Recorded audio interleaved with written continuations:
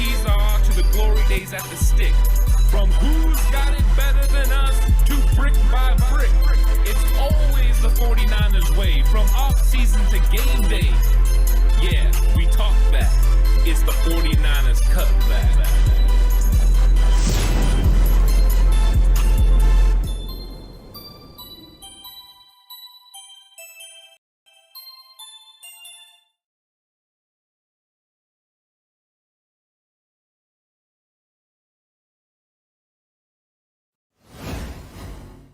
Oh, morning, TCC. I mean, we're back again. We're back again with breaking formación early in the morning. George Kittle and Arik Armstead have restructured their contracts. So something Ant and I thought might happen. At least the Armstead one. The Armstead one seemed the most logical of the restructurings. It does happen. He does restructure. They pull it off about 45 minutes ago. So, right around that 6:30 mark is where it's happening. And good morning, TCC. How y'all doing? Hope you're doing good. Hope you had good sleeps, good rests, good starts of the day. Hopefully you're feeling good. Because I mean, there is no rest for the wicked right now. Gee, Alex, that early.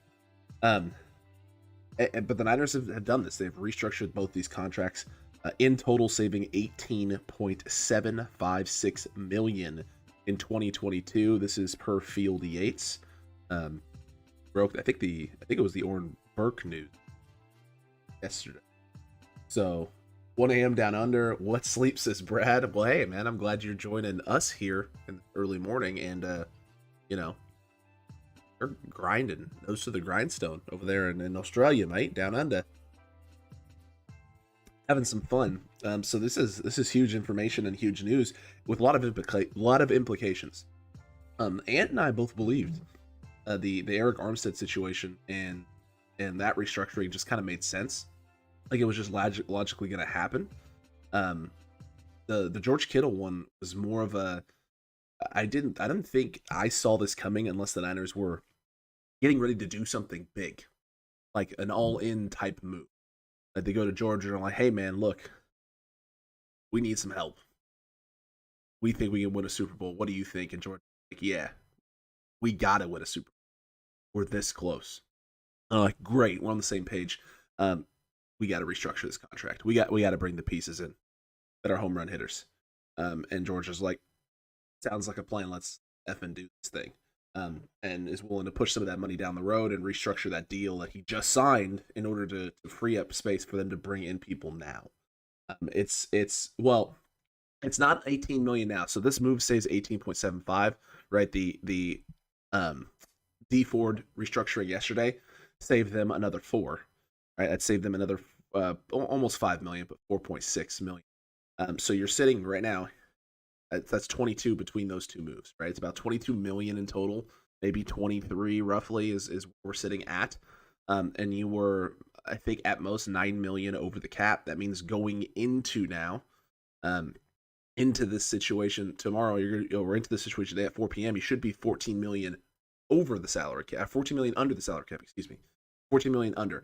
If Charvarius Ward's deal is in fact 6 million this year, if that's the numbers that end up coming out, that puts you at $12 million for 2022 that you still have to play with on top of everything else. Now, granted, you do have your tenders, right? You do have, Juwan Jennings has been, they put off his, I don't know if they've necessarily tendered him so much as they've, given an initial. They're trying to work out a long-term, but Brunskill has been tendered, right?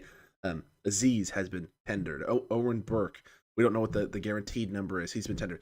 So if you take all of those into account, the Niners probably have something closer to, I know I just said 12, it's probably closer to like 8 million roughly in cap space, like available cap space with all of those tenders they have out. But at the end of the day, right, you just want to be under by 4. That allows you to sign the guys that you've already agreed to contracts with. If your other tendered players decide to sign, you still have some cap space. Once Jimmy Garoppolo comes off the books, you're going to pick up another 5. So, the Niners are in a really good spot, but but there's now cap room to go after someone else, and to make a move. I always thought if you're restructuring Kittle, it's a big move. So that could be the case. That could be what is about to happen. The Niners are potentially preparing themselves to make the big move, to make the big jump, to go after the big name, to do something big here in free agency, whether that's a Tyrann Mathieu, whether that's a Chandler Jones, something like that, something along those lines. I don't know if this honestly, my personal belief is that you weren't doing this unless you couldn't get Jimmy Garoppolo traded by the deadline. And I think that's what we're looking at right now. I think what we're looking at is a situation where Jimmy Garoppolo is not going to be moved by the deadline. So 49ers fans who are hoping potentially for this to end, it may not be ending, guys. They may not be ending. And yes, they can also still extend Jimmy Ward and free up a bunch of cap space. So in a second here, I'm gonna go through Spot Track. I'm pulling it up right now on my phone. I'm gonna go through Spot Track with you. We'll go through some of the other guys that can still extend and do stuff with, to free up even more room and do things like that. But as of right now, just these two restructures, the Niners are now officially, with the moves they have already made, and how much cap space they were already over. These two restructures, along with D Fords, have now officially put the San Francisco 49ers under the cap. They are under the cap, so they're good. They are set for 4 p.m. Eastern. They, in theory, don't have to do anything else, and they'll be fine come 4 p.m. Eastern clock, 1 o'clock Pacific time, 4 p.m. Eastern today. But that doesn't necessarily mean that they should. I'm just saying, it's there. I think Jimmy is still on the books for a couple more days. It possibly could be the case, Brad. I think 49ers fans need to prepare themselves for that. I think that this Deshaun Watson situation is going to drag out, I think, a lot longer than people want it to drag out. But at the end of the day, I don't know what you're supposed to do. I really don't. I don't know how you're supposed to get teams to move faster on this situation. I just don't know if that's going to happen. And I think now with the Baker Mayfield stuff coming in, while I think that's a positive thing for San Francisco, right? It's definitely a positive thing in the sense that Baker being in play, or the Browns now being another team that is going to need a quarterback. It definitely makes things better for the Niners, because you have another team who potentially could go out there and offer more money, or is going to come in and offer not more money, but more draft capital and potentially put together a better package. You have to now entertain this team who's not been in the conversation. They're going to be playing catch up. And that's going to take some more time. If the Browns are the team that ends up landing Deshaun Watson, it's the best case scenario, except for the fact that you also have Baker Mayfield who's now available, and a team may feel like, hey, I'd rather take my chances on Baker. So it mucks everything up a little bit. It just keeps everything a little muddied longer than you'd like it to be. And that's frustrating for people, but I mean, it's the reality of this situation. The slander Chris Sims thrown at Jimmy is just outrageous. I haven't heard any of it. I haven't seen any of it. I haven't been watching a lot of anyone else. It's been mostly Twitter. I know for Ant and I both, it's been just watching Twitter, keeping an eye on Twitter, refreshing. That's all it is. And shout out to my boy Drew. My boy Baby Drew is actually the one who messaged me this morning, and it actually is the thing that notified me that I saw the trade. And so I was like, oh snap, okay. Traffic, does a trade on draft day for Jimmy have a chance at giving us a better pick from a team willing to trade for him, in your opinion? On draft day, I don't know. On draft day, I think if we get that far into it, by the time you get to draft day, teams are just going to be resigned to what their decision is. I think his value in terms of what you can get will peak before the draft, right? Because at that point, teams will have done their draft prep on quarterbacks, and they will either have talked themselves into this quarterback class and someone in this quarterback class, or they will have talked themselves out of it. So I don't think a team going into the draft, right, is going to be feeling by draft day, I'm either, in love with the idea of Jimmy Garoppolo, or I'm in love with the idea of a quarterback, is going to then panic. I think they're going to do that before. These teams that are a quarterback away, have been looking hard at free agency. They're going to look hard at the draft, but they're looking hard at quarterbacks that are quarterback needy teams. Are sitting there going, can I risk this? Is this a risk worth taking? A team like the Colts, right? A team like the Saints, teams like Carolina are teams that are built to win right now. They're just built to win right now. They have incredible defenses. The Colts are a team that have, 7 Pro Bowlers, a couple of All Pros, have a solid O-line, one of the best running backs in football. You can't tell Darius Leonard, DeForest Buckner, right? You can't tell those guys, Jonathan Taylor, Quentin Nelson, hey, we're going to waste a potential year with you guys on a project. That's what we're doing. We're going to waste a potential year. I know we were supposed to make the playoffs last year. I know we had the Jacksonville Jaguars at their place and a chance to get into the playoffs and be one of the most dangerous teams in the AFC with how hot we were playing. I know that was last year, but hey, just give it one more year. Those guys are not going to want that. Defoe is coming off of a Super Bowl appearance in 2019, going into a team in Indianapolis that he knew was trying to reestablish an identity. They went, all in on Carson Wentz. That's not a team that's sitting there going, hey, one more year. I can do that. I can do one more year. Those players want now. They're ready now, right now, to be something. And Jimmy Garoppolo inserted into your lineup allows you to be that team right now. It's just a reality. As much as people hate Jimmy and don't want to give Jimmy credit for the things that he's done, the reality is that Jimmy Garoppolo knows how to lead a football team. Jimmy Garoppolo puts you in situations to win football games.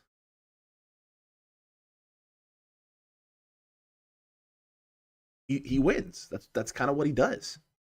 He doesn't typically cost a team a game. Now, there are times, don't get me wrong, no one's perfect, right? Nobody's perfect. So does Jimmy make mistakes? Yes. Does Jimmy miss guys? Yes. Does Jimmy not play his best game sometimes in moments where we need him to? Yes. Name me a quarterback that doesn't. And you can say Tom Brady. Yeah, you're right. Tom Brady has. I've also seen Tom Brady play not his best games in key moments and key situations. Tom Brady will tell you the same thing. It happens to everyone. Everyone does this. Everyone. There's no way a team like the Colts is going to roll with a rookie. They're going to make a move for Baker Mayfield and making a move for Jimmy Garoppolo. It's just that simple. It's just that simple. Saints, same thing. Carolina, same thing. Their coach has to. You went all in on Sam Darnold. And you paid a 2-4 and a 6 for it.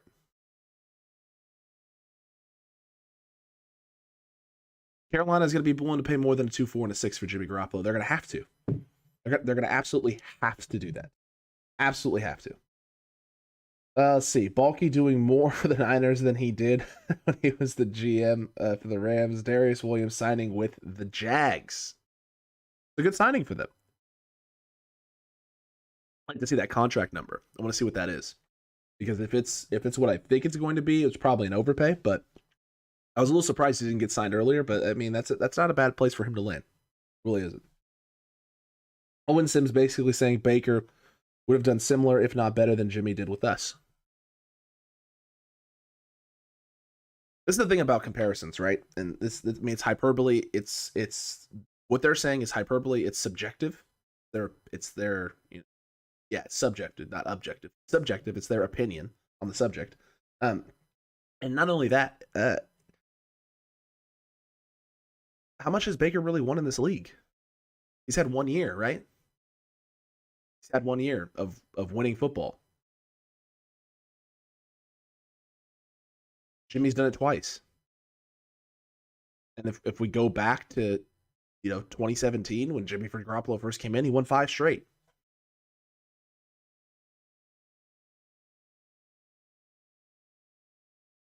Jimmy Garoppolo came in winning. Baker Mayfield did not come in winning. I mean, yes, he won his first. I think he won his first start in Cleveland, but they didn't win games after that. It wasn't like he ripped off 7 wins in a row or something. It's like Jimmy Garoppolo has done that. He's just won. He won in New England. He won in San Francisco. The problem was his health. He was winning and getting injured and not being available for the team. Baker Mayfield has kind of been winning football games. Kind of, I guess. And getting hurt and not being available for football games. Not really a recipe for success. Jimmy knows how to win. Agreed. 3 years, $39 million. Brad, are you saying that's what the contract was? So 3 years, $39 million. Interesting. Interesting there.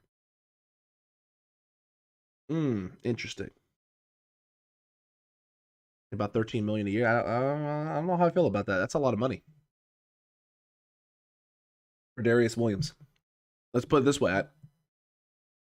I feel a lot better knowing that, right? Travarius Ward now. I feel really good about that because I don't think Darius Williams is in that category.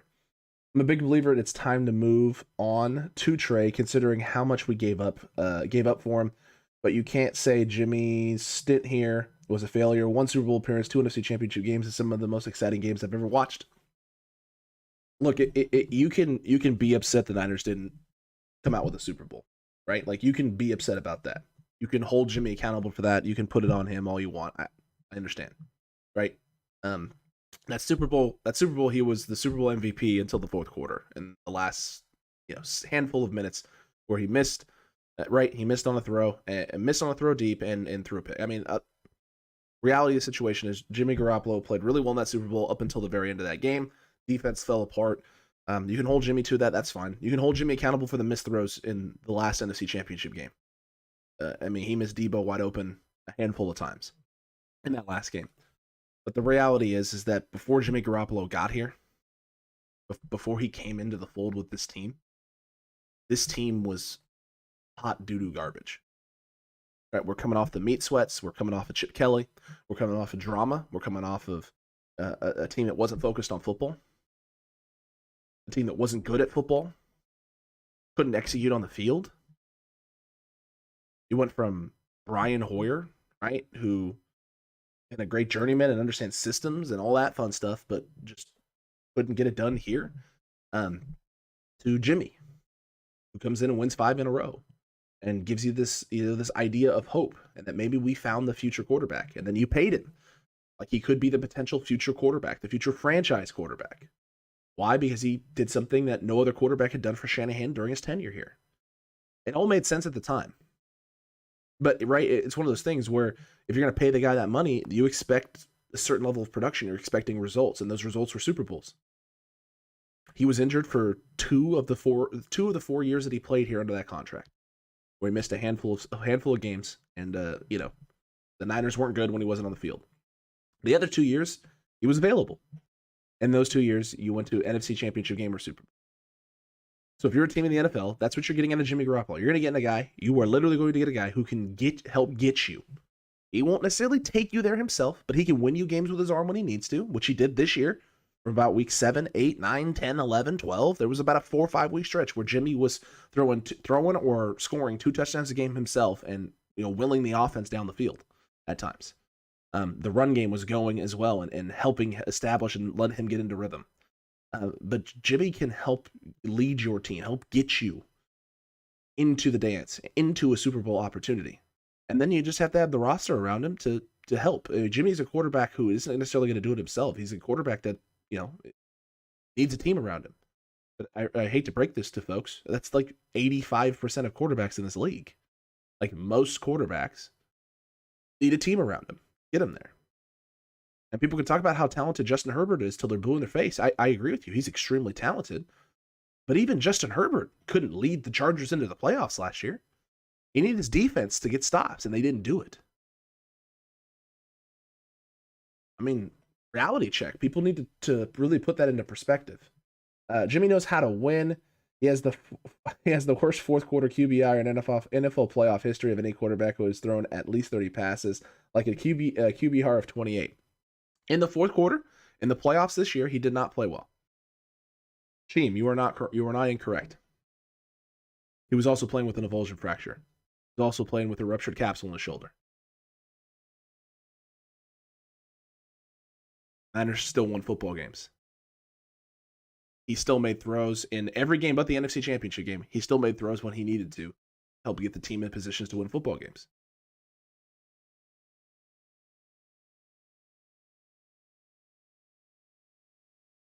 Just saying, man. I'm just saying, who were the 49ers QBs during that time? I mean, it was nobody. It was no-name guys. Right? They weren't good quarterbacks. They weren't. But no one else came in, and it was Jimmy. Jimmy's the one who came in and changed things around. Everyone talked about Nick Mullins being an answer behind Jimmy Garoppolo. Nick Mullins showed last year that he wasn't that, or 2 years ago, that he wasn't that. They said they shouldn't have gotten rid of Harbaugh or Kaepernick. We were rolling. I agree with it. Shouldn't have gotten rid of Harbaugh. They shouldn't have got rid of Harbaugh, but that happened, right? Like, you can't rewrite history. History was, Jed York chose Trent Baalke.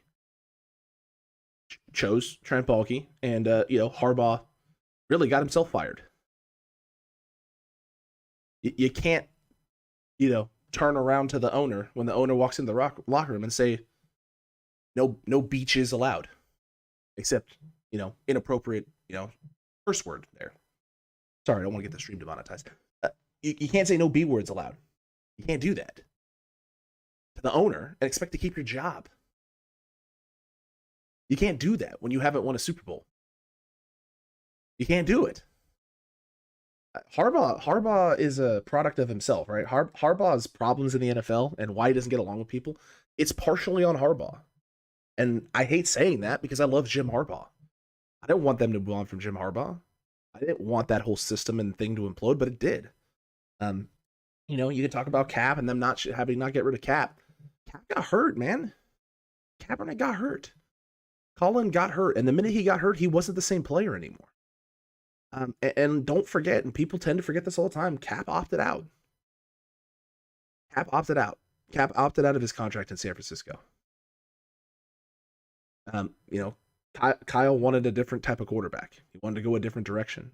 Kaepernick was coming off of injuries, coming off some of his worst games. Kyle basically told him, hey, man, you're going to have to compete. I don't know if there's any chance you're going to win the job, yada, yada, yada. And Cap decided to go test the market, and it didn't work out for him. It's unfortunate. It really is. Everything that happened with Colin is unfortunate. But again, a lot of it was on Colin. He could have stayed in San Francisco. He could have tried to get a trade. A lot of things could have happened differently for everyone. It's unfortunate for the 49ers. It truly is. Everything that happened up to that point. But the reality is Jimmy, everything that's happened with Jimmy now and up to this point, is in the past because you're moving on from Jimmy Garoppolo, right? You are moving on from Jimmy Garoppolo. Trey Lance is the guy. This is Trey's time. And this restructuring of Armstead and Kittle makes you think that not only is this Trey's time, but maybe potentially a bigger move is incoming. Because I didn't think there was any way George Kittle was getting restructured unless they were planning to try and go all in. And up until this point, there was nothing that pointed to, hey, the Niners are, man, they're going to try to win the thing right now. They're going to try and win it this year. Maybe this is it, and this is now that moment. This could be a smokescreen, and they could just be doing this to make sure that they're under the cap come 4 p.m., which they currently are at the moment. 4 p.m. Eastern today is when they have to be under. But could be wrong. I hope I am. I hope there's a move coming. I hope Chandler Jones is signing. I hope, I hope they're going after a bigger named dude. I hope they're bringing someone else in. Like I said, if all the moves go accordingly, if you don't make any other moves, the Niners are going to be sitting at about $8 million roughly, $8 to $12 million is what you're going to have. Come 4 p.m. If none of your tenders sign and just the Travis Ward contract becomes official at 4 p.m. Eastern, then you're going to have about $12 million still to play with. So it's going to be crazy. With the restructuring being done, what's the next move you think? I mean, I think this signals that the Jimmy trade's not happening today. Obviously, Jimmy trade's not happening. I don't think you do this and go to Kittle to restructure if it was happening. And I think they may be trying to add some pieces to the defense, some more pieces. Tyrann Mathieu, possibly, depending on what the money is. We saw last night a couple of contracts come through for safeties, and they were sitting about that $10 million range. So if they're only getting, $8.5, $10 million, Tyrann Mathieu maybe is going to cost you 12. If you're the 49ers, why not take a run at this? Sign him to a 3-year deal. Pay him 8 this year. And with escalators, and everything just escalates as the contract goes down the line. 3-year deal. In year 3, he makes 14. Next year he makes 11.5. Just, pile on that contract with escalators to get that number up. But this could be a situation where you just freed up the room to go get yourself a Tyrann Mathieu. You just freed up the room to get yourself a Chandler Jones. Maybe it's a Dante Fowler. I don't know. I would love any of those names. Any of those names sound phenomenal. But I don't think you needed to free up this much space. Like, the reason you freed up this much space was to make a move potentially. Once you're getting a little bit closer to possibly Jimmy getting ready to get traded, but I just don't know if that's happening today. Doesn't Cap and Jimmy have the same record as a QB in the playoffs? I'm not sure. I don't know what the actual stats are on that. If someone wants to look that up, that'd be great, but I'm not sure. I'm not sure what the stats are.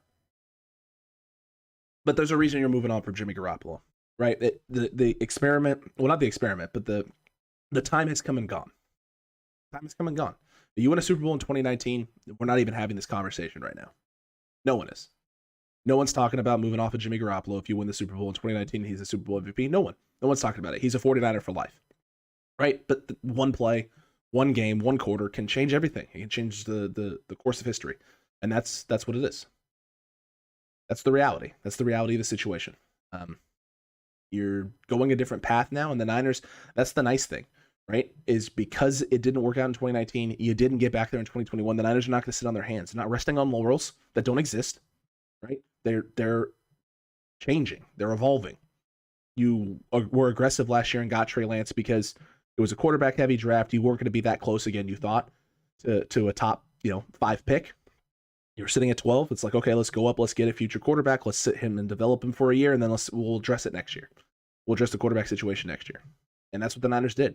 They didn't sit on their hands. They didn't do any of that. They just prepped. They prepared. They did their homework. They realized this was their opportunity, and they struck while the iron was hot. And now you have the opportunity to get off of Jimmy's contract. You have the opportunity to get younger at the quarterback position and get a guy with potential, extremely more potential. The ceiling is not in sight with Trey Lance. It is through the roof. It's to the moon. You can't see it right now. We don't even know where it's going to end up or finish. So, I mean, this is everything that you're supposed to do. If you're an organization who came close to winning a Super Bowl but didn't, you're not blowing up everything because you didn't get it and you paid a lot for a quarterback who didn't get you there. You're moving off of him in the last year of his contract and making sure that you have the flexibility to do the things you need to do to keep not only your window open, but potentially, blow that thing off the house and just, prounce in with the Lombardi Trophy and be like, yeah, no, this thing's ours. This thing is absolutely ours. Okay, let's see. Also, big credit for how Jimmy handled all the talk and needing to change a quarterback and been like a Baker. He could have been like Baker and started tweeting like he did yesterday when he hears the team is talking to a new quarterback. Traffic, that is something that Niners fans need to appreciate a little bit more. Yeah, I saw a tweet about this last night. We were joking about it live on air last night when we were doing just kind of our wrap-up of the day, of day 2. Baker Mayfield had to deal with controversy for all of a handful of hours before he started crumbling. Jimmy Garoppolo has been dealing with it since this time last year.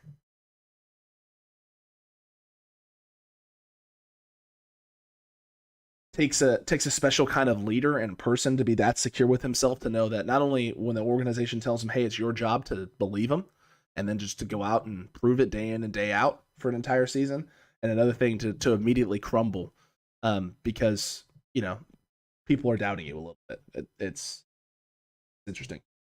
Not all stats tell a story. Jimmy is not a stat patter. He's going to play to win, and if the defense can't stop the run, guess what? Run it is until they stop it. NYCE, that is correct. Jimmy is the type of guy. He's, as much as he is a quarterback who takes chances, because he does take chances, he is, the epitome of a game manager. What game managers do. Game managers check into runs when they're supposed to check into runs. They check out of runs when they're supposed to check out of runs. Jimmy is the type of guy who will check into a run and stay in a run, even if the box isn't necessarily in their favor if they have the numbers going to a side, or he feels like they have the leverage. Right? He'll stay in something. He is the epitome of a guy who, he's a system quarterback. He's going to do what is asked of him in the system. He doesn't try and do more than what is asked of him. He tries to do what is asked of him. And there are times that, as a fan, that's frustrating because you want to see a quarterback take the top off the defense. You want to see a guy, maybe trust his arm a little bit more and take some bigger shots and things of that nature. And Jimmy just doesn't do that. It's just not who he is as a quarterback. I think that's the most frustrating thing for fans is they want to see someone who takes some risks and takes some chances. They want to see some 50-50 ball, right? You want to see the deep shots. You want to see the big play throws. And Jimmy just is like, I'll do it when I need to. Like when I absolutely need to, I'll do it, right? Week 1 against the Lions, solid. Bears, solid. Rams in the NFC Championship game, solid. He'll do it when he needs to, but not until then. Not until then. It's not going to happen. And when I say big plays like that, the big shots with Jimmy, I'm talking about the deep verts, the deep vertical throws. I'm not talking about the middle crossers, which he throws all the time, and the 20-plus yard middle crossers that he throws all the time. Right? I saw a lot of people talking about like the big thing that's been driving me crazy is the people who look at the Texans game and the big crosser that Trey Lance threw, and they're like, Jimmy would never make that throw, and it's like, well, stop it, hold on a second. Jimmy makes that throw all the time. What Jimmy doesn't do is roll to his right outside the hash and then make the throw across the field. Right? That's not what Jimmy does because there's like 3 quarterbacks in the league who make that throw. So let's not compare those two things. Those are not the same. Jimmy will make that throw. Jimmy just won't roll outside the hash mark and then throw across the field, right? Across the hash mark to the other side. That's not what Jimmy's going to do. Not a lot of quarterbacks will. And I will remind folks, not something you want your quarterback doing all the time, but it is nice having a guy who can make that throw if necessary. That's the important part there. That is absolutely the important part in that category. Browns are releasing Austin Hooper as a post June 1 designation, says Brad. That'll be interesting. We should restructure Jimmy Ward's contract as well, says Lino. I 100% agree with you on that. Well, you can't restructure him. You can't extend him. I would prefer that, honestly. Extend Jimmy Ward, push the money down the road. He can free up about $3.5-4 million, and keep him around for a little bit longer, which I would love. What about someone to replace Tart? Do you think the Niners should keep him? Team, I think the Niners can keep him. I think they can keep him. I think they've already told him what his number is, right? In terms of what they're willing to pay. I think that number is probably around 3 million, 3.25, maybe 3.5 million. And Tart is choosing to test the market. So Tart's going to go out. He's going to talk to other teams. He's going to try and get a contract that's going to pay him a little bit more money. I think ideally what Tart would love is about three years, maybe 4 years in the right situation. But 3 years, around $15 to $18 million, I think is what Tart would like to get. I don't know if the Niners are going to pay it. I don't know if they are. I don't. Tart isn't like an all-pro type player. I mean, he's a guy who, if he got some more turnovers, could be a Pro Bowl type player. The way he plays in the box and tackles, and the way he plays on the top deep thirds. I mean, he's always in the right spot. Him and Jimmy Ward play very well together in DeMeco Ryans' system. But it hasn't necessarily turned into the big stat number that everyone wants to see, and so it hasn't turned into Pro Bowls and things like that, which are going to get you paid more money. 100%. 8 to 12 million under, and still got Jimmy. Wonder if something is brewing under the surface, a la Watson, says Tommy Christian. Possibly. The Niners before the Trevarius Ward contract is officially signed. So as of this moment, the Niners have saved roughly. What do we say it was? 23 million, I think is what it is, between these two restructures and Armstead and Kittle and D Ford's yesterday. It's about 23 million. So you're looking at a situation right now where the Niners have roughly 17, 18 million, something like that, in cap space. Once that Trevarius Ward deal comes into place, and that 6 million is, $6 million for at least $6 million for 2022 anyway, goes on the books. You're looking at about 12 million in cap space for the Niners, and that's before tender sign. So I'm believing, right? The belief here is you did this restructure because the Jimmy trade is not imminent. You don't think it's going to get done before the deadline today. So you're giving yourself some space, and now you have also the ability to go talk to some other players, right? So they can go talk to Tyrann Mathieu. They can talk to Chandler Jones. They can talk to some of these other big name guys, maybe Will Fuller. Philip Lindsay is a guy we said the Niners may be interested in because of the speed and the dynamics as a third down back. So that you can talk to guys now. You have some flexibility to talk to guys, and you still have moves you can make. There's still guys you can go talk to free up cap space. You could cut Samson Ebukam. You could also extend Samson Ebukam and save money. You can extend Robbie Gould and save money. You can extend Jimmy Ward and save money. There's still a lot of guys you can go to and do things with to handle. I think if Jimmy doesn't get hurt in 2020, we aren't talking about trading Jimmy. The biggest hit about him is Jimmy not being healthy. I don't know if that's true necessarily. NYCE. I don't know if that's true. I don't know. Maybe. Possibly. I don't know. I think the biggest thing is it's a combination of him getting hurt and the Niners not winning games. And the Niners being like, hey, we got to shore up the quarterback room. Right? I think it's both of those things combined. The Niners have won games in 2020, but Jimmy wasn't available. They might have had the same thought process. Hey, we probably can just get a young quarterback in here and be just fine without Jimmy. Now, it may not have been Trey Lance that they ended up getting, but they may have got another quarterback in that class. Biggest thing is failing consistently on fourth of do or die games. I mean, you say that, Caligula, but you also forget that the 49ers have won a lot of games in the fourth quarter and overtime. Right? I can think of two. Well, I'll count the Packers game earlier this year. I can think of 3 games where the Niners have lost in what felt like do or die games or situations in the fourth quarter. I can think of 3. Super Bowl, NFC Championship game, and that Packers game. Because you wanted to stick one to Aaron Rodgers at home, right? You wanted to stay, on the up and up that season. We wanted to be rolling, taking out one of the best teams in the NFL at home early in the season, assert our dominance, right, and control. We didn't do it. You beat the Bengals in overtime at their place this last season, right? I mean, you did that. You took care of business in that game. Rams at home, week 18, to get into the playoffs. Saints in 2019. And this team has won games in the fourth quarter and overtime. They've done that. Eagles earlier this year as well. They have won big games in moments where they needed to win them in the fourth quarter. It's just that the big ones, right, haven't gone their way. But here's the thing. This is what I'll say to that. Here's the thing. Right? The San Francisco 49ers, yes, in the big games, they haven't won in the fourth quarter. They haven't been blown out in those games. They haven't been blown out of the water in those games. They've been within those games. They have had an opportunity to win those football games. They've been a play or 2 away from winning those games. And when you're a play or 2 away, and you win some and you lose some, you can rewrite the script. You don't have to do a whole heck of a lot to change the outcome. Maybe it's a piece that you need to sign in free agency. Maybe it's a player you have to hit on in the draft. Maybe it's a change at quarterback. Niners have done all of those things and still can do all of those things, right? We're still in the middle of free agency period.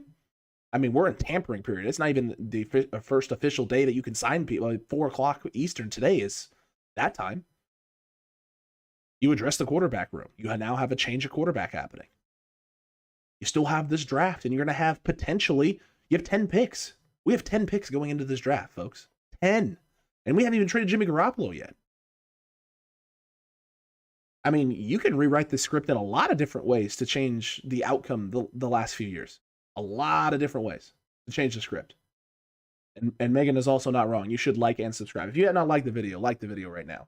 Like the live stream. Subscribe if you haven't already. That way you don't miss any breaking news throughout the day. Because I don't know if y'all knew this or not.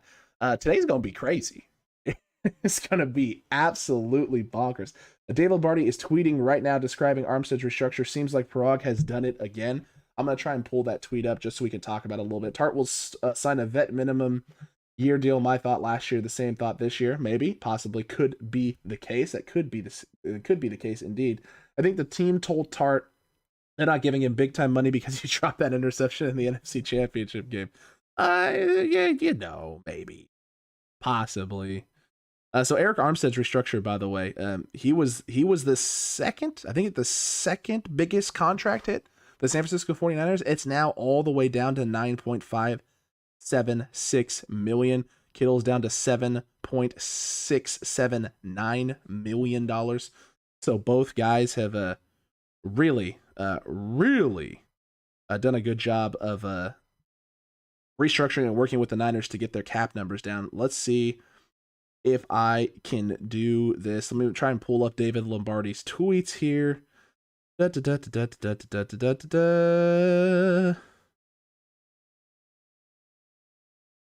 Okie dokie. Let's see here.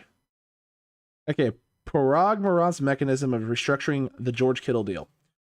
So for George Kittle's restructure, TCC, per David Lombardi, what he's looking at here, took $10.4 million of Kittle's $11.5 million 2022 base salary and converted it to a signing bonus. So what that means is they took $10.4 million of Kittle's base salary, so what he was supposed to make this year come the start of the league year, and they took that and spread that over the life of his contract as a signing bonus. Meaning they took $10.4 million probably over 4 years and divvied that up into 4 chunks. So at the start of every league year, he'll get that immediately guaranteed as a signing bonus. The 2022 base salary for him now is now the vet minimum for George Kittle, meaning 1.035. They added a void year, one void year in 2026. So they added a void year to the contract. So we'll be paying him in 2026 a chunk of that base salary this year, that $10.4 million that can convert it to a signing bonus. And they added $10.4 million new, spread out through 2026. So another $10.4 million got spread out through that time. His 2022 cap hit went from $16 million to 7.7. So a big chunk there. His future cap hits now 2023, $18.4 million. 2024 is $20.1 million. 2025 is $17.5 million. And in 2016, when his contract is voided, there's that void year of the contract, meaning he's not under contract in 2026, is what David Lombardi meant to say. He said 2016. In 2026, the Niners will owe him $2.1 million in dead money, unless we extend him. If we extend him, then it's not that big of a deal. For Arik Armstead's deal, the restructuring looks like the following: $13.1 million of Armstead's $14.2 million base salary got converted to a signing bonus over the lifetime of his contract. 2022 base is now the vet minimum at 1.12. They added 2 void years for Armstead, so he's got 2 years voided on that contract. $1.12 million in 2022 is the vet minimum. 2025 and 2026 were the void years. $13.1 million additional money spread out through 2026. His cap hit in 2022 went from $20 million to 19.6. 19.6. So big chunk of money saved. His cap hits now look like the following: 2023, $24.4 million, 2024, $25.9 million, and 2025 is a void year with $6.7 million. That means the Niners, between both contracts, have $8.8 million in dead money in 2025. In 6.7 in 2025. In 2026, that voided year, he has some money allocated there. It's probably going to be about the same, around that $2-3 million range for Arik Armstead. So the Niners essentially just spread some money out, save some short-term money, and not necessarily the worst thing in the world. It's not the worst thing in the world. Interesting. Well, it's good. We just got Chandler Jones in my dreams, says Clownman. Possibly. Possibly. Very much could be the case. 100% could be the reality of the situation here. Kittle cap number for 2022, 7.7 million. Armstead cap number, 9.6. Yep. Maybe we can get the Honey Badger. All of those things are possible now. It's all a reality. All those things can happen. In those big losses, I'm not saying Jimmy is not at fault, but when you look at the whole game in its entirety, especially in those fourth quarters, O-line got blown up, defense was slack. It takes a team. It does. It always takes a team. Right? It always takes a team. You can build a roster any which way you like. Any which way you like. But if your team doesn't play up to par in those moments, it becomes difficult. The nice thing about Tom Brady has been phenomenal and, won a lot of Super Bowls. If Tom Brady doesn't have a kicker for half of his Super Bowls, he doesn't have them. Right? I mean, you got to be honest. Adam Vinatieri is not kicking for the New England Patriots. 3 of his Super Bowls don't exist. Tom Brady doesn't have, he doesn't have all the rings that he has. He has 3 less. Still a lot of rings. Don't get me wrong. But, every quarterback needs help. You never do it alone. It's very rarely that you do it alone. Russell Wilson's Super Bowl that he has. Did Russell Wilson win that Super Bowl, or did the Legion of Boom win that Super Bowl against Peyton Manning and the Broncos? as great as Russell Wilson is, right, Russell Wilson never led a team to a Super Bowl, right? I mean, the Legion of Boom won them a Super Bowl, right? Right, Cutback crew? Right, 49ers fans? It was never Russell Wilson. It was always the Legion of Boom. As we stir the pot here. Sorry, Seahawks fans. I'm not really that sorry, but I am somewhat sorry. Oh, that sucks for them, by the way. My goodness. Salary cap is going to explode next year with a new TV deal as well. That is also possible. It's also possible. Look, I think the Niners pushing money down the road right now is not actually the worst thing in the world because we don't know what that salary cap is going to look like. Nobody has any idea what that salary cap is going to look like. And because you don't know what the salary is like, and the fact that it could be exponentially larger, pushing money down the road right now is not the worst thing you could possibly do. It might actually be the best thing you could do. It might be the smartest thing you could do. I don't hate this. Oh, man. I hope you can still hear me, Cutback crew. OBS is taking a poop dump on me right now. There we go. It's back now. It's back. I hope you can still hear me. Let me know if you can still hear me at the very least. I know the video got choppy there for a second. OBS decided to just... It is time for a new computer, Cutback crew. I can tell you that. It is time for a new computer. Unfortunately, I got to choose, right? It's either new computer or it's wedding. Try explaining that to your fiance. Sweetheart. Wedding? Computer for the stream. Huh? It's not a new computer. It's definitely gonna be the wedding, folks. It's definitely gonna be the wedding. Son Reddick is going back to the Eagles. Yes, I saw that already. They're getting the Amazon TV money, says Mike Ton. Agreed. They are going to get that Amazon TV money. They're going to pay a butt ton. True dat. They dropped the boom on the Broncos. Game was so lame. It was a lame game. But not because they did anything wrong, but because that defense was solid. It was a really good defense. It really was a phenomenal, fantastic defense. When you got a defense like that, you got to play perfect offensively. And they didn't in that game. They made a lot of mistakes. I'm officially tapping out. 2 a.m. at Down Under. Need to get some sleep. Hopefully wake up to some big news for our Niners. Hope so. Get some rest, sir. TCC will miss you. But here's the thing. If any news does go live and break and you miss it, there'll be a replay. And I have had a couple people talking on previous chats in the Discord to me a little bit about videos because they're like, hey, I saw you guys went live, yada, yada, yada, but when I go to the page, I can't find the videos. I can't go find the videos. So whenever we do live streams on YouTube, the videos don't go directly to your feed. They don't actually go into like the recent videos and things of that nature. So anytime we live stream, if you get a notification and you can't find the stream on our page, go to playlists. Go to past live streams. It'll always be at the very bottom of the list because YouTube is silly. Past live streams, they put the oldest ones at the top and the newest ones at the bottom. So if you go to the past live stream playlist, you can literally just scroll to the bottom, find the most recent live stream that we just did, click on it and watch it so you can get caught up on what's going on. That's the easiest way to find any live stream that we do. So if we went live and you can't find the video on our page, best way to find it is that way. So just figured I'd let some people know because I know a couple of people have been asking. Great content. Love what the Cutback brings to the Niners news. I'm going to go grab lunch, trying out the new Jimmy G Subway sandwich. LOL. Have a great day. You too, NYCE. Good to see you back in here, man. And we appreciate the subscription the other day. And glad you're in here chatting up with the TCC. We'll see if there's any more news. Go enjoy that Jimmy sandwich, my guy. Go enjoy that Jimmy sandwich. Hopefully it schmacks. Hopefully it schmacks. And 71 style. Welcome to the TCC. Sorry I don't have alerts up. I will eventually get them up here. My guy.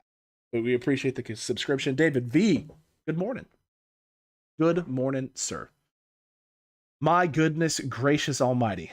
Arik Armstead restructures. George Kittle restructures. I didn't expect it. You freed up a bunch of money. The Niners are probably sitting at about $8 million in cap space. Maybe 12. It could be 12. It's 8 to 12 million. It's somewhere in there. I know David Lombardi's coming out and saying the Niners have 4 million. And he's saying that because he's counting all the tenders. Until they sign the tenders, I'm not counting it. I'm not counting the tenders until they get signed. So I'm saying 12 million. And this means Chandler Jones or Tyrann Mathieu. That's what I'm saying. I'm going to be on that boat until I can't be on that boat anymore. That's all I can do. That's all I can do. This is exciting, though. This is big news. This is huge news leading into today. official first day of actual free agency where people can actually sign starting at 1 p.m. Pacific, 4 p.m. Eastern. So freeing up the cap space, having some more room to be able to make some moves in case Jimmy's going. That this signals for 49ers fans, this could signal that the Niners aren't getting ready to do anything, but it could also signal to other teams that, hey, the Niners are planning to dig their heels in. If you're the Colts, right? You're the Saints, you're the Panthers, and you're considering Jimmy Garoppolo, and they all are considering Jimmy Garoppolo because they all can't land Deshaun Watson, including the Browns. If the Niners' heels are dug in, it's like they're not playing games. They're willing to mortgage the future to get what they need for Jimmy Garoppolo. I might as well do something. Right? I might as well give them what they want. Otherwise, I won't end up with the quarterback. You don't want to be the last person standing in quarterback musical chairs. You don't want to be that team because that team is blowing it up. They are blowing it up. All of it. All of it gets blown up. Blown up like my nose just now. Just then. Blowed up. All of it. It's gone. Your future's gone. You're not competing for a Super Bowl. You're going to have pissed off, high-priced players that are going to want out because you don't know how to build an organization and run a franchise. You cannot be the last team standing in quarterback musical chairs. You can't do it. And the Niners know that. And that's why they're not rushing with Jimmy Garoppolo. All this, he has no trade value nonsense is nonsense. They're going to get what they want for Jimmy Garoppolo. The Niners are going to come out of this what they want. I believe that. I truly do. It's just a matter of who's going to blink. Because the Niners right now, with this restructuring, it don't look like they're going to blink. It does not look like they want to blink. I want one of those speedy returners we are interested in a much needed for offense as well. Jakeem Grant, unfortunately, is off the table. So I know they were talking to Jakeem Grant. Jakeem Grant has, it looks like, re-signed with the Bears. So Jakeem Grant is going back there, so he's off the table. Speedy guys, he's still going to have John Ross. You still have Cordero Patterson out there who could do a little bit of both in the running back game and the receiver game as well as in the return game.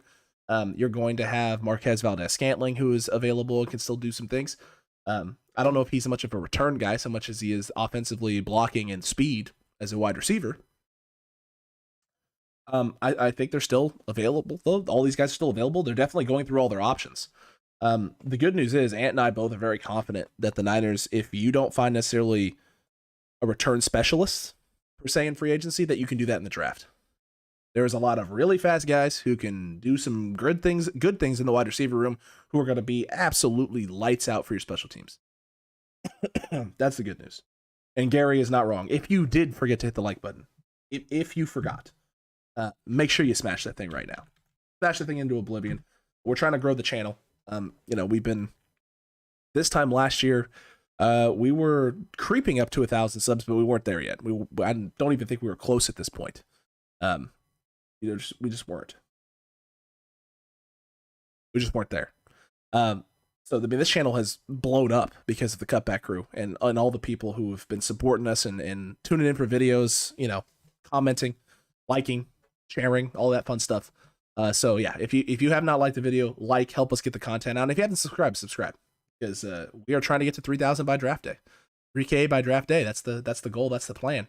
That's the motto. You only live once. Something YOLO. I forget what the words are, Drake. I apologize. But I also, you can't demonetize the video because I didn't actually go through with half the lyrics because my small brain cannot contain all of those words.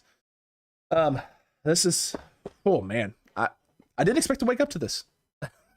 I expected restructurings and resignings to happen. I didn't expect this. First thing in the morning, get up and be like, oh, Armstead and Kittle? Oh, $18.75 million? Free and available for the San Francisco 49ers? Hey, that's nice. That's really nice. It is. It's fantastic. This is absolutely wonderful. I'm all for this. I'm all for Niners having that. And BV Lee, how you doing? So yeah, I'm excited about this. I'm excited about what this may mean, what this may possibly open up, what doors and avenues. Cutback crew, what do you think? What do you think is next now? What do you think is next? Do you think that this is just to get under the salary cap? Is this to go sign a big name? Is this because you don't think Jimmy's getting traded? Like, what are you thinking? I want to hear. I'm gonna put a poll up right now for you guys and ask a couple questions. Let's get a couple questions before we wrap this stream up and wait for more news. Give me some questions. We'll take about 3 or 4 more questions before we move on. But my goodness gracious, what a way to start off day 3, huh? Day 3 of tampering. Yeah, day 3 of tampering is off to it's a huge start. My goodness gracious, it's absolutely incredible. 18.75 million. Possibly Chandler Jones. Tyrann Mathieu. Everyone want to pay that money? Find out. Let's put this poll up. Let's get this bad boy up and going. Oh my goodness. What does this mean for the 49ers? My goodness gracious me. Holy cow. How so? I mean, yeah, I want to hear. TCC the perfect place to be? I love it. Gary, your use of emojis is beautiful. Absolutely beautiful. I don't know how you do it, to be honest with you. I really don't. I really don't. Come on, TCC. You got to have questions for me. Come on. You don't have any questions at all whatsoever? You don't think anything's going to happen? You don't want to see something happen? Do you want to know if I think something's going to happen? My goodness gracious. My goodness gracious.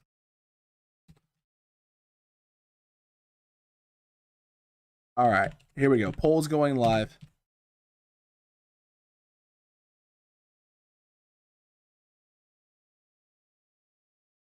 Vote away. I want to hear from you. I want to hear from you on this. What do you think's happening next? What does this mean? What does the Arik Armstead and George Kittle restructuring mean? Is it just getting under the cap? Is it Jimmy is not being traded? Is it signing Chandler Jones? Is it signing Tyrann Mathieu? Or is it something else? And if it's something else, leave it in the comment section right now. Spam it away. I want to see. I want to see what the Cutback crew has to say on this. I really do. So freeing up cap space looks like no Jimmy trade today. Bobby T, you're not wrong. That may be the case. Maybe the case. No Jimmy. No Jimmy trade. No Jimmy trade. Forgaze, does this have something to do with Debo and Bosa? I don't think so. I don't think so. Ant and I are steadfast on this. Bosa's deal's not happening till next offseason. Possibly at a training camp. It's just not. Like Bosa would, if I'm Bosa, I don't want to sign an extension right now. Can I get an all pro under my belt and guarantee that I make 30 plus million a year? I'd rather do that personally. Because he's still under contract for 2 more years. It's not like he doesn't have stability. He has stability. He's still getting paid a lot of money. If he gets an all pro under his belt, he's going to get a lot more money. Now, some people are like, oh, you could risk it. He could get hurt though, Alex. He could get, and you're not wrong. He could get hurt, but I'm not thinking that. I'm not. And even if he does get hurt, he's still going to get paid $20 million. It's still a lot of money. No way. Either way, it doesn't matter. No trade for Jimmy G, but may create space for Bobby Wagner. Bobby T. I think that's probably the least likely of the names that they could sign today. I think Bobby Wagner is the least. I think tendering Aziz with a second round tender. I think Dre Greenlaw, his contract as it currently is, and the signing of Oren Burks, also signing and tendering Demetrius Flanagan-Fowles. I think they're good. I don't think they're making a move at linebacker. I think Oren Burke was one of the last moves we're going to see the 49ers make right now. Anyway, with the linebacker room. I don't think that's likely. I think Chandler Jones is more likely. I think Tyrann Mathieu would be more likely. Stephon Gilmore, maybe. Maybe they sign 2 big name corners and move Emmanuel Mosley into the slot. That is possible also. Do you think they cleared some cap space to make a move for a free agent possibly? This was my theory, Ronnie. This was my theory. The only reason you move Kittle, or restructure Kittle, is if you wanted to try and go all in. And as of this moment, the Niners haven't done anything that makes you think they want to go all in. That they're willing to bet the farm on this roster and this team and Kyle and Trey. But restructuring Kittle after he just signed a contract, maybe that's what that means. It could be that's what that means. So it's going to be interesting. Today is now chock full of questions. Chock full of them. A butt ton of them. And I'm excited for all of it. I definitely am excited for all the possibilities. What up, gang? 49ers fans since 1946. How you doing, my guy? How you doing? He's been hurt already, says Thomas Shaw about Bosa. Yeah, he has been hurt already. He has. You're right. Those dang turf fields, man. Those dang turf fields. He's also been absolutely phenomenal when on the football field. Fire Lynch and Shanahan and hire Fangio as the head coach. A better coach defense would solve a lot of problems. Yeah, I mean, a better coach defense will solve a problem. I didn't realize DeMeco Ryans was the problem. DeMeco Ryans has done a really good job. I didn't realize Kyle Shanahan was responsible for that, my guy.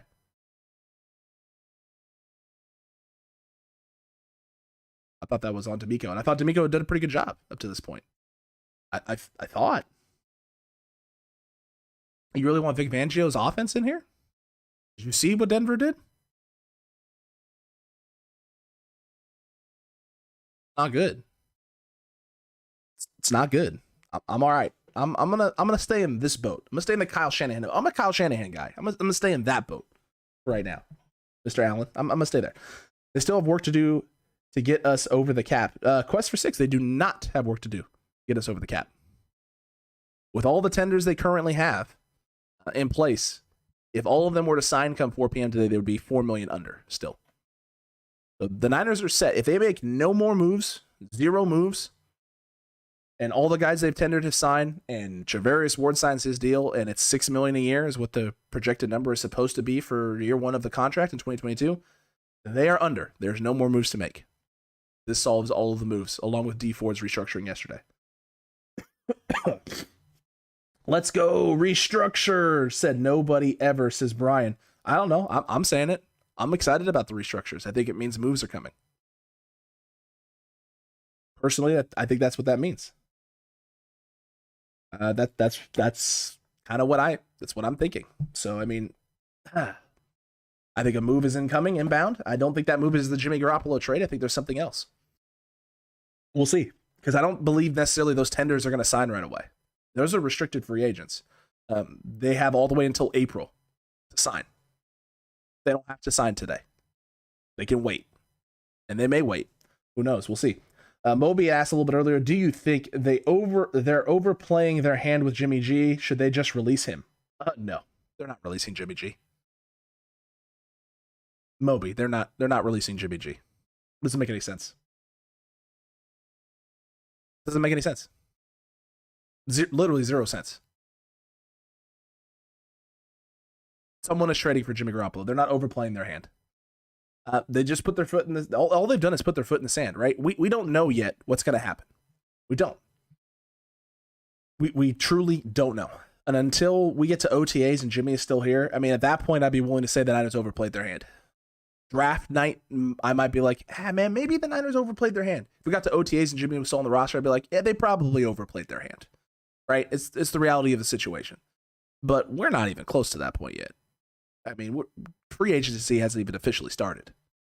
And there's a lot of teams and players. Teron Armstead has come out and said he's waiting to see where some of these quarterbacks sign before he tries to go out and get paid and sign contracts. So there are free agents who are just waiting for the quarterback carousel to end before they make moves. Just saying. Just saying, my guy. So they have not overplayed their hand with Jimmy. They're doing everything they can to get the most for him. They're getting the most value they possibly can. They're trying to get more than what they got him for. They got him for a second, so they want ideally 2 seconds. And because they feel like he's done enough to at least warrant that, what they feel. I don't necessarily blame them for thinking that. Carson Wentz got dealt for a second and a third, essentially, and a pick swap. What's Carson Wentz done? Other than almost be an MVP and then immediately fall off the face of the earth. Just saying. I don't think they're overplaying their hand yet. Sala will be free to return as DC after next season, says Sefeshian. They made some quality moves, though. Don't count Robert Sala out yet. Don't do it. Don't do it. I said over the top, maybe deep threat receiver. Oh, you said over the top. So you're saying, so Quest for 6, that in circles, they refer to that as under. Just so you're aware, so there's no more confusion. A lot of people refer to that as being under the cap, right? You're not over the cap. Over the cap meaning you've spent more than what you were allocated. Under being you still have room to play with. So yes, you are right. The Niners do have some room to play with, and it could be a deep threat receiver. It could be. That could be the case. M. Allen is going to double down. Shanahan is terribly overrated, and he does not have good results in big games. Trey Lance is the second coming of Alex Smith. All right, so you're just a troll. Cool. Awesome. One either says Jimmy has been budgeted for. You were correct. He has been budgeted for. This exact situation right now. Budgeted for to hold on to till said trade is done. Jimmy Garoppolo is gone. It's just the reality. And Bomber, you've been around a while. You know how I feel about Jimmy. You know I like Jimmy Garoppolo. But it's time, man. It's time. It's unfortunate. It's a bad situation. It's timing. Timing is everything. He doesn't win the Super Bowl in 2019. He gets injured in 2020. You don't win it in 2021. It's time. It's just time. What does restricted and restricted free agent mean? So traffic restricted means that the Niners have essentially first rights. They're a free agent. They can talk to other teams, but the Niners will always have the ability to bring that person back in. The Niners will have the option to bring them back in. So you can tender them as a first-round tender, a second-round tender, a third-round tender, or first rights refusal tender. First-round tender meaning you have to pay them $5 million. If a team decides to offer them a contract worth more than $5 million, you are allowed to match said contract. If you don't, that team has to give you a first-round pick. So essentially what restricted free agent means is that if you put a tender or a tag on them, it becomes a trade if you don't hold on to them. So if another team offers him more than you're willing to pay, they're going to basically give you a draft pick for said player. It becomes like a trade situation. It's like a forced trade, essentially. It's like Madden, right? When you really want to move off someone and you really want something in return and you stack up this crazy trade and the team's like, no, and then you go to settings and you're like force trade on, and then you push the trade through because you're just like, F you, I hate your organization, and it's Madden, I'm going to do what I want. Like that type of situation. That's essentially what restricted free agency is, except the team is agreeing to said forced trade. That's the difference. And then the first rights refusal, meaning you basically allow the person to be a free agent. You pay him the base minimum, which I think is like 2.43. Like in Daniel Brunskill's case, it's like $2.43 million is like the offer you give that person. And if a team comes through with a bigger contract, then you have the opportunity to match said contract or to let the person walk in free agency. So that's where you're at. That's where you're at with that. Peace, bro. Question: why is Jimmy still on this team? Says Bantu bully mode. Jimmy is still on the team because he's still on the team because the Niners haven't gotten necessarily the trade offer. I think it's close. I just don't think they've gotten exactly what they wanted to from some teams. Teams are not trying to overpay for quarterbacks. Teams have overpaid for quarterbacks. The market's been set. The Niners know what the numbers are now. So they're not going to let someone just reset the market to reset it. Like they're not going to let teams do that. I think the reality is that the Bane team that was in play was the Colts. I think they're still in play 100%. I think things have definitely changed with the Deshaun Watson situation and Baker Mayfield being in play as well. But teams don't want to overpay, right? And the Niners know what the value is for Jimmy. I know people say there is no value. Carson Wentz was a second and third. The Niners are not going to move off of Jimmy for anything less than a second and third and a pick swap in the second round with the Colts. That's what they're going to do. The Colts know this. The Colts don't want to have to pay that. The Panthers last year traded a 2, 4, and a 6 for Sam Darnold. So the Niners are looking at the Panthers and being like, hey, second and a third is what it's going to cost you. They're like, we don't want to do that again. We just did it last year. We did a second, a fourth, and a 6 last year. I don't want to do that.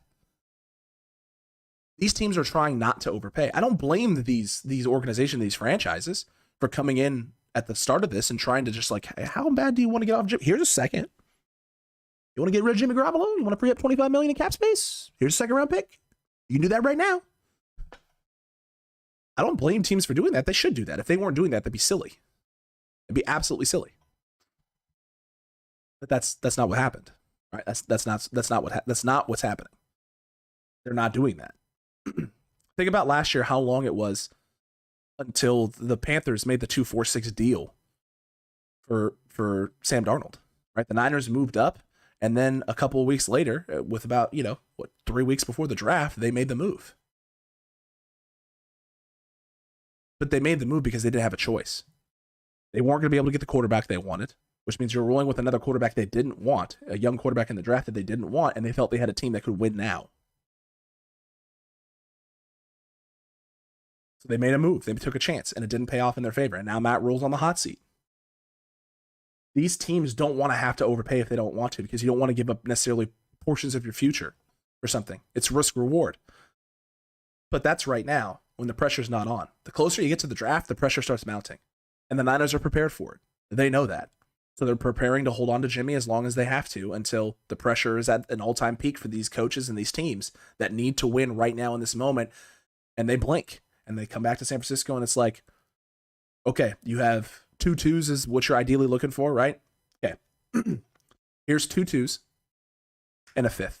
Here's 2 2s and a 4th. Here's a 2 and something else. The Niners are doing everything they can to get the most they can for Jimmy Garoppolo. They want to get a 2 and something else, because you gave up a 2 to get Jimmy. You want to get more in return. If you get more in return, you win the trade. Then the trade for Jimmy Garoppolo a few years ago wasn't just a success. It was a huge fat W. You got 2 NFC championship games, a Super Bowl appearance, and more capital back when you dealt him off at the end. They're not just going to let this guy walk, and they're not going to just settle for the first thing that comes their way. They're just not going to do it. They're not going to. I know it's frustrating because excuse me. I know it's frustrating because the easiest way to get under the cap is just that, right? Dealing Jimmy. But sometimes the easiest things are not the path to take, right? The path of least resistance isn't always the best path. It's just not. So I'm going to put my faith in this organization. I'm going to put my faith in this front office. They haven't made a lot of decisions where I've been like, I don't understand this. I hate this. Everything about this sucks.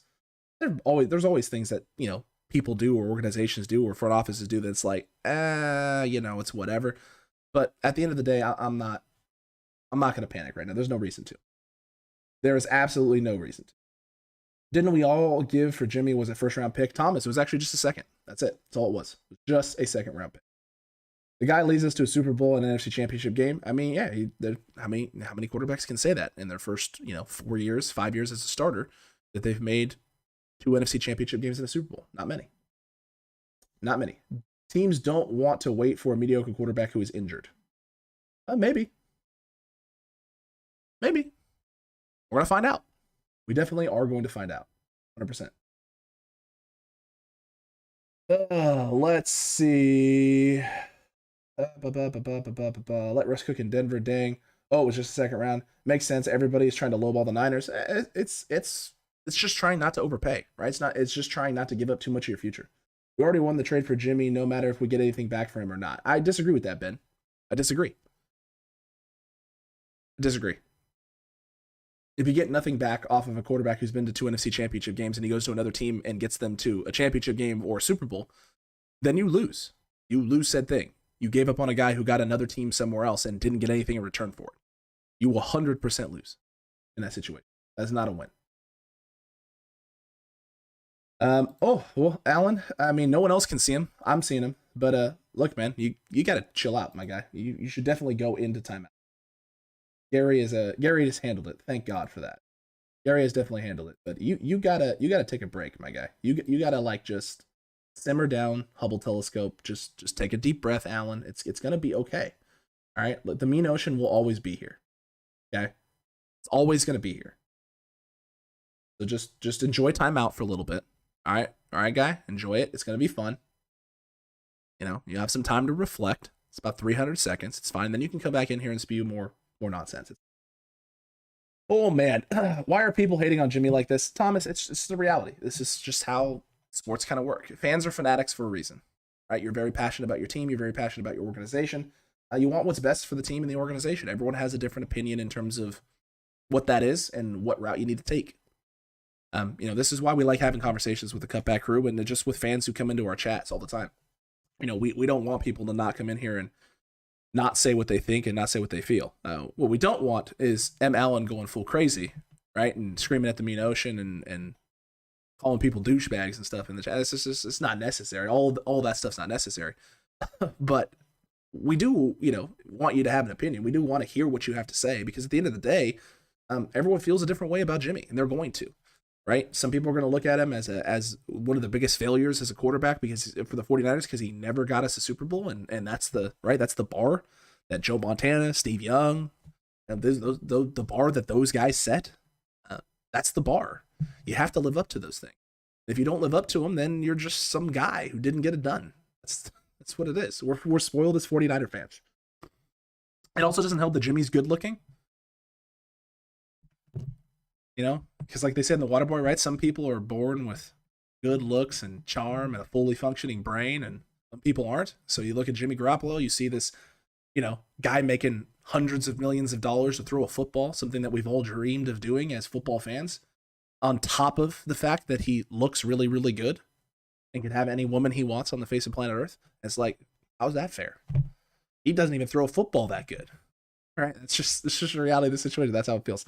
I feel like I should trust John and Kyle, but I am unreasonable. They usually prove me wrong when I go against them. Well, there you go then. See, some people, it's just that simple, Ben. Right? It's like, I've done this for so long. I've done A and B has happened and B has been good, so I'm just going to keep doing A. I get it. Right? It's that superstition. I understand that completely, my guy. Completely. Not hating, we just want him gone for the love of Pete. Oh, goodness gracious. I think let Russ cook in Denver. I think if you're a Seahawks fan, you and some other Seahawks fans who have conversations with are going to feel very differently about that. Sam from the Always Compete Seahawks podcast that we've had on here for Quest for the West, one of the Seahawks to move off of Pete Carroll. He went on a full nega Pete Carroll rant on one of the last episodes we did of Quest for the West. So go check that out. It was actually pretty funny. Pretty funny reading Cleveland fans saying after all of the losses, they will abandon the team if they get Deshaun. People have strong feelings about the Deshaun Watson situation. I get it both ways. I do get it both ways. So when a team takes Jimmy, do they give what they offered and pay the rest of their contract? Sorry, I'm just trying to understand. So with Jimmy Garoppolo's contract, it's $26 point something million roughly is what it is. The Niners only eat about $1 million of it. So the Niners will pay $1 million of that contract, and then 25 of it will come off the books and go to whoever else. 25.9, I think is what the number is. So I think his number is actually 27. Niners pay 1.1, 25.9 goes to whoever trades for him. So they'll eat 25.9 million, and the Niners will be off that money. So 25 million becomes available for the 49ers once that happens. That's the Jimmy trade in a very simple terms, right? As simple as we all can understand. All of our small brain, pea-sized brains who don't understand how NFL contracts work, that's as simple as they can make it for us to understand. That's all I'm going to say. that's it. I'm not going to try and go any more into it. I've been a fan since I was 8 years old. 1994 Super Bowl, I fell in love with the Niners. Young, Gerback, Garcia, Kaepernick, A. Smith were all better than Jimmy from what I've seen. So, I mean, it's Bantu. Look, I've been a fan since I was born in the 90s. I was born in 1990. I watched the 94 Super Bowl. I don't remember it. I was 4 years old. I was a tiny kid. But I watched Steve Young. He was my favorite 49ers quarterback growing up because I grew up with Steve Young. I didn't really grow up with Joe Montana. But I've watched Joe Montana games. I've watched Steve Young games. I've watched Gerback. I watched Detmer, right? I watched Drunkenmiller. I watched Garcia. I watched Kaepernick. I watched Gabbert. I've watched a lot of guys. A lot of them. Jimmy is not the worst of those guys. He's not the worst. There have been much worse quarterbacks in San Francisco who've done much worse things. Of the group you just listed, he is not the worst. Is he the best? No. But he's also not the worst. He's definitely not. Why would the 49ers be involved with Baker Mayfield? They're not involved with Baker Mayfield. That's not what's happening. But the Browns are going to move off of Baker, it looks like. So if the Browns move off of Baker and they don't land Deshaun, then that means the Niners could be tied to the Browns. The Browns may bring Jimmy Garoppolo in. And if that happens, it's another trade suitor and another possibility to get what you want for Jimmy. That's actually a positive thing. Jimmy is a starting quarterback, period. I'm going to get back to that. My apologies, Bomber. Jimmy is a starting quarterback, period. I still think we could win a bowl with him, but we did draft a better talent in Lance, meaning Jimmy needs to be compensated for fairly. Part of it is that, yes. Part of it is just the health with Jimmy. And part of it is the upside with Trey and the rookie pay scale. Can't forget that. The rookie pay scale is huge, man. Having a quarterback on a cheap contract that has extreme talent and through-the-roof potentiality that you believe can run your offense and do what you need to do and also add some things to the offense just kind of makes it so that Jimmy becomes expendable. Jimmy wasn't expendable until we drafted Trey Lance. The minute you drafted Trey Lance, Jimmy became expendable. And you drafted Trey Lance hoping that Jimmy would become expendable. so that you could free up cap and have a rookie pay scale and a talented young quarterback. That's why you did it. But yes, hit that like button. Indeed. Absolutely. Gerback Alex Smith, not better than Jimmy G. Playoff Jimmy is the reason we don't want to give up is why they don't want to give up 2 first round picks. 2 second round picks. Maybe. But the Commanders gave up a second and a third for Carson Wentz. There's that. Second and third for Carson Wentz. A second, a 4, and a 6 for Sam Darnold.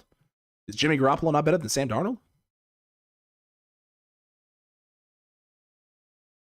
The market's been set already, folks. You just got to look around the league. You just got to look around the league. Alex Smith, a few years ago, when the Niners traded him, he got 2 seconds. 2 seconds for Alex Smith. He's at least on par there. He's at least in that category. You can't not put him in that category. People who are mad about Jimmy not getting traded or criticizing our front office are the same ones that wanted everyone fired when we were 3-5. They need to understand what patience is. Google account, you are not wrong. Patience is a virtue, and patience is a thing that people in today's world do not have. And I'm not saying that is you out there right now in cutback land and in the chat. I am saying there are a lot of people who don't want to have patience. They just want it now. Give it to me now. I want it. Please give it to me. I need it. Right? I need it right this moment. They can't wait. Some of the best things in life are worth waiting for, folks. That is true. That is 100% true. Some of the best things in life are worth waiting for. Patience is a virtue, and patience can lead to great things. You just got to try and have a little bit of it. You can have patience, and if it doesn't work out, then, hey, you know what? You can be as pissed as you want. I know when the time comes, I'll be pissed. But there are people who care more about being right than being patient, right? It's about being right at all costs, even if that means you were wrong 25 times before you were right.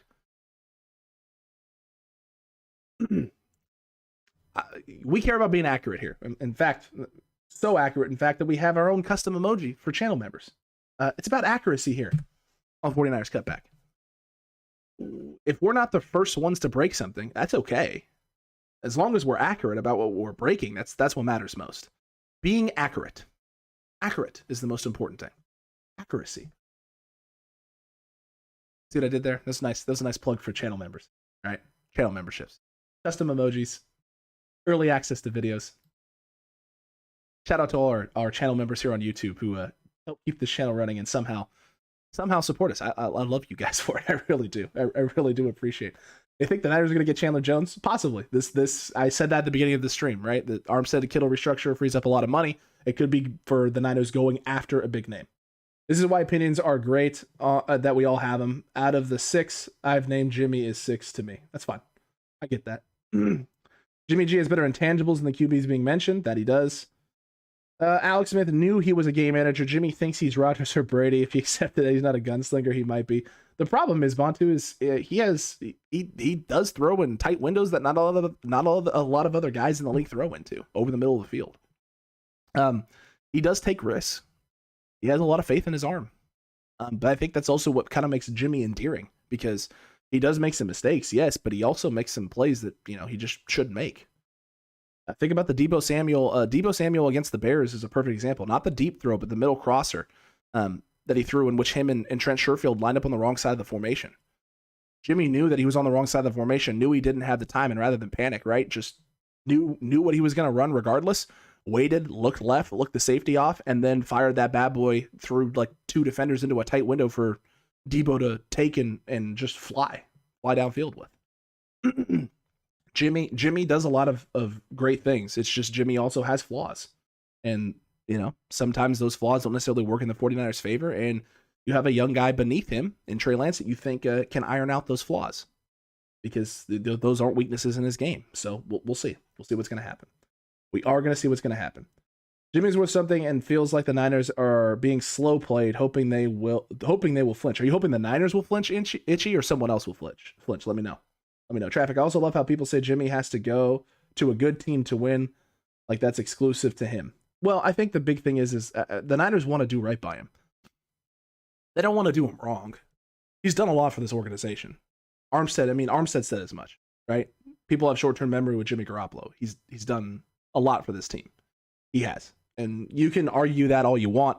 The reality is he has done a lot for this team. He has helped this team in a big way in a lot of different areas. He's been a leader who's been vocal on the field, especially this year. He grew as a vocal leader, and was a guy who led by example day in and day out in the locker room in terms of what he's supposed to be and who he's supposed to be. So Jimmy has done a lot for this team, and they want to make sure they do right by him, put him in the situation he wants to be in, and still get the most that they can out of it. Is it the number one thing? No. But is it something the Niners would like to do? Absolutely. Maybe his agent and him are making things difficult, and the Niners are waiting until 1 p.m. to move him to who will take him. Who knows? Could also be the case. The problem is, right, is that, well, here's the thing. It doesn't become official until 1 p.m. anyway, right? So even if Jimmy Garoppolo doesn't want to go somewhere, like Ant and I talked about this a little bit too, and we both came to the same conclusion, right? If there's an offer on the table for the Colts or the Browns or something like that, and Jimmy's like, no, I don't want to go there, but it's the best offer on the table, Jimmy can't say no. Because at 1 p.m. Pacific time, the no trade clause is gone. So it doesn't really matter if Jimmy says no at this point. Because at 1 p.m. it's happening whether he wants it to or not. He's being dealt. Like, it's just the reality. So I don't think that's the case, Lou. Maybe he's making it difficult in terms of contract extensions with these teams because he doesn't want to lose out on $25 million that he's already guaranteed. So maybe that's happening. That is also a possibility, but that's going to get worked out in time. That's just a negotiation thing, right? That eventually that calms down. Jimmy D isn't a good deep ball passer. He has concrete feet. Yes, he did get us to where we didn't expect to be, but I believe he also got a big help by his teammates. Of course, every quarterback gets helped by their teammates, though. Every single quarterback does. Every single one. The reality is, it's just time. It's just time to move off of Jimmy. That's right. It hasn't worked. You drafted someone to make him replaceable. He is now replaceable. Time to move on. He has strengths. He has weaknesses. Every person has those, right? Every quarterback has those. Every quarterback has strengths. Every quarterback has weaknesses. They all do. Every year, 32 teams start off the year. One quarterback wins a Super Bowl and everyone else doesn't. You got a 1 in 32 chance at the start of every season to be the last team standing. It's hard to do. It's really, really hard to do, and not every quarterback can do it. You've tried for the last 5 years with Jimmy. You've come up short. He hasn't been available for 2 of those seasons. It's just time. And you drafted a guy that you think can replace it. It makes him expendable. Take your chances. Right? Kyle Shanahan has tied his fate and his destiny to Trey Lance, as is John Lynch. Time to bet on it. It's time to see if it's going to pay off, and it's time to see if it's going to work. I'm excited. I'm definitely excited about it. Really excited. Alex, your thought process yesterday was that Jimmy getting moved would happen after the 1 p.m. deadline, not before. Do you still feel that way? It feels like it. Feels like this restructuring could signal that. I hope I'm wrong, Lou. I really do hope I'm wrong, because I would love them, absolutely love them, to move off of Jimmy Garoppolo, have $30 million in cap space, and let's go sign us some free agents, boys. Like, that's what I want. Is that gonna happen? I'm not gonna hold my breath. So I'm not gonna hold my breath on it. I'm really not. I can't. How many Super Bowls did Harbaugh win? 0. He won 0. You had to mention it again, didn't you? You had to bring it back up, didn't you? Come on, my guy. Come on. Jimmy G has set the expectations. If the 49ers don't make the playoffs with Lance, then it would prove a bad decision by the Niners. Harold, I disagree with that. I disagree. My expectations for Trey Lance are much different than I think some 49ers fans are. My expectations for Trey Lance is that he's going to have brilliant moments and he's going to have terrible moments. He's going to be up and he's going to be down. He's a second-year quarterback. He's going to be 22 years old. He hasn't played a lot of snaps of football at the quarterback position in his life. Reality. And I think mechanically he has flaws. So I expect good. I expect bad. If the Niners miss out in the playoffs this year, it will suck. It definitely will suck. But at that point, I don't believe it's the end of the world. I think 2023 would actually be the telling sign of where the Niners need to be. I think 2023 is the year that you need to be with him. 2023 is the time that you need to be actually evaluating Lance and Kyle in terms of performance and whether or not they need to be around long term or whether or not this was the solution. Because as of right now, it doesn't feel like that. I'm not there yet. Ant has said here on this pod numerous times, 2022 this upcoming season with Trey Lance is a situation where you're either Kyle Shanahan's on the hot seat and John Lynch is on the hot seat for the trade and it doesn't work out, or everything's going in the right direction. If you don't make the playoffs, everyone's on the hot seat. If you make the playoffs, nobody's saying anything. 2023 is the year where I'm kind of like, okay, are we closer to winning a Super Bowl? Did we get closer? Did we do it? Because if we didn't, now it's starting to heat up a little bit. Now it's starting to heat up. Just a smidge. Just a smidge. As of right now, I haven't seen anything on Jason Verrett. So I know someone had asked. I do think the Niners are going to try and re-sign him. I think they ideally would like to do it as at the vet minimum exception. So $895K. So 1.035 base. $895K though in total on the books. I think they would love to do that. I don't know if they're going to be able to though. We'll see. We'll see. If they don't have to pay more than about $2.5 million, $3 million for Verrett, I think they bring him back. I think they will 100%. Trey Lance is still raw. Let me get back to this one here. Trey Lance is still raw. I'm still excited to seeing what and how he'll do going forward with the Niners. Agree with you. 100% agree with you on that. Alex, I totally agree with you. It's going to be a roller coaster ride next year with Trey. So people better buckle up. And like I said before, enjoy the ride because it's probably going to be a little bumpy. The nice thing is not the problem. The nice thing is I think the highs are going to be stupid, ridiculously high. I think they will. I'm just hoping to God the lows aren't that low. And that's not because I don't think Trey's a good quarterback. It's because he's a second-year quarterback who's 22 years old. Who's coming from the FCS. Have you seen North Dakota State's? Have you seen their stadium? It's nothing like an NFL stadium. Yes, I know. He was in the league last year. I know. He started against the Texans. I know. He started against Arizona. He's ready for the big stage and the big moment. He's won big games in his college career. I agree. 100% agree with you. He's still 22. He's still developing. He's still young. There's going to be ups and downs. And if there's not ups and downs this year, great. There will be ups and downs at some point. I'm not going to hold that against the young man. I just want to see how he handles those moments, how he handles those struggles, and how he bounces back. As long as he bounces back, then he's going to be fine. This is a great point here. I do like this here. From 420 Savage, early Lance will do enough to win. Late in season, he gets better. He's going to continue to improve. I have no doubt about that, my guy. 420 Savage, you're not wrong. I have no doubt that he's going to improve consistently over time. I agree with that. Ruben, he didn't have much college experience. He redshirted his freshman year, played a full season as a redshirt freshman, and then played one game in his redshirt sophomore campaign. So yeah, he's got like 15 games in college under his belt. And not only that, but he's also got not that much experience at the high school level playing quarterback because he played some quarterback and some linebacker. So I mean, this is an experiment. We're gonna find out if it pays off. He's got a huge arm. He's mobile. He's highly intelligent. He sees the field really well, especially when he knows what he's looking at. But it's an experiment, and there's gonna be some faltering moments and some stumbles, and there's gonna be some high points. So enjoy it and support this kid. Don't 49ers fans, do not do what we did to Jimmy Garoppolo. Give this kid support. He needs it. He needs it. We need to keep that confidence high. I want that confidence high. Have you heard of Eddie Market out there for Mostert yet? Would love to have him back. As of right now, I don't think there is. I don't think there's a market for Mostert. I think the injuries have just kind of shot it. The fact that the Dolphins signed Chase Edmonds to a $21 million contract, I think that signals that the Niners are in a good position to bring him back. I think so. I just can't see Trey going into Lambeau and winning in the playoffs. Well, Ruben, he may not have to. We don't know what's in store for Trey Lance. We don't know what's going to happen with Green Bay. We don't know what's going to happen with all these teams. What I'm worried about right now is Trey Lance being ready for OTAs. That's all I care about. So he's working with Beck and everyone at 3D QB.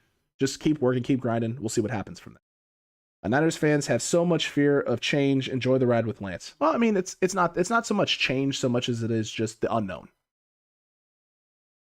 If you were changing to Aaron Rodgers or Tom Brady, nobody's going to care. Nobody would sit here going, yeah, don't do that. Don't change to Aaron Rodgers or Tom Brady. It's not change they're afraid of. It's unknown. It's the unknown. And with Trey Lance, there's a big unknown factor. There just is. With Jimmy Garoppolo, right, you're safe. You know what you're going to get with Jimmy. You know the team can make an NFC Championship game in a Super Bowl. You just don't know if they can get over the hump and win it. With Trey Lance, you think that you can get over the hump and win it because he has all the things that Jimmy doesn't have and can hopefully do the things Jimmy does well, right? But until he does it, it's unknown. Right? It's just unknown. As I said on an earlier pod, it's Schrodinger's cat. You don't know what it is. You have no idea what it is. Mac Jones play about the same amount of college games, except he sat for 3 years. Right? He was in college for 3 years. He practiced for 3 years. He learned a system for 3 years. And he was a 4-year starter in high school at the quarterback spot. There is a slight difference. There's also a difference between jumping from Alabama to the NFL and jumping from North Dakota State to the NFL. There is a difference. I'm not saying that Trey Lance can't do it because there's always exceptions to the rule, right? I'm just saying it's going to be more difficult. That's it. I have complete faith in Trey. I have complete faith in Kyle. I have complete faith in John. I have complete faith in this coaching staff. What Scangarello was doing last year with Trey. What Brian Greasy is going to be doing with him this year. Complete faith. All I'm saying is try to understand where the other side's coming from. It's not an unreasonable thing to be worried about what Trey's going to do. It's not unreasonable. What's unreasonable is saying he is or he isn't. He's either the greatest quarterback the 49ers have ever had, or he's the worst. If you're saying Trey Lance is an MVP, is a bona fide MVP next year, or that Trey Lance is a bust, then you're doing it wrong. You're doing it wrong. You're being hyperbolic just to be hyperbolic. Take a deep breath. Somewhere in the middle is the truth. Let's find out what it is. Let's try and find out what it is anyway. Trade Sermon, keep Mitchell and Mostert. That would be a nice 1-2 punch. Mike, I would love to have Mitchell and Mostert in the backfield together. I said that last year all throughout the playoff run. It would be absolutely fantastic. I don't believe they'll trade Sermon, but it's always a possibility. The door is open. That door is 100% open, and I don't think it's closing anytime soon. What do you think about Mostert playing in the slot position? His body frame isn't built to be a true running back. Mostert has crazy speed, but playing running back can be bad for him. I don't know. I don't know how great of a route runner he is of the entire route tree. He's fine in the stuff they have him do out of the backfield. Right? The flat routes, the Texas routes, whip stuff like that, China routes. He's fantastic at those. How is he with the rest of the route tree, though? I don't know. I think that'd be. I don't think that's something the Niners want to try. I don't think so. It's a slim chance, but Von Miller playing with Nick Bosa sounds good. It does sound good, Harold. It does sound good, but I just don't know if that's the case. I don't think that's the case. Look, Cutback group. I'm gonna wrap this thing up. Right now. I gotta get some stuff started with work and some other things going. Look, fun conversation this morning. Absolutely loved having it with you. If you want to find out about more breaking news, if you want to be up to date on what's going on with the 49ers and free agency, hit the subscribe button right now. Hit that like button. Hit that notification bell as well. That way, when we go live for any breaking news throughout the day, you don't miss it. You don't want to miss it. Like this video as well. Comment down below how excited you are. If you didn't vote in the poll, you got about a minute right now. Vote. We want to hear what you have to think of what's going to happen next, and we'll see if it comes to fruition. We'll see if it happens. This is absolutely phenomenal. Great time. Loved having this conversation with you this morning. Niners restructure Armstead and Kittle, save $18.75 million, and have now officially put themselves under the cap. If they make no other moves throughout the rest of the day, even not trading Jimmy, they are under the cap come 1 p.m. Pacific time. We'll see. We'll see if anything else happens. I hope something else happens. I want to go live with you all. I want to be able to react and have a good time with the Niners in free agency. We'll see what happens. We'll see what else is in store for the San Francisco 49ers in day 3 of tampering and at 1 p.m. Pacific time, day 1 of the new league year. Football is almost back, folks. We'll catch you on the next live stream, on the next breaking news episode. And if nothing else breaks today, we'll see you tonight for a live stream recapping the day that we all were hoping was going to be and just wasn't. And until that time, stay safe and remember the right way is always the 49ers way.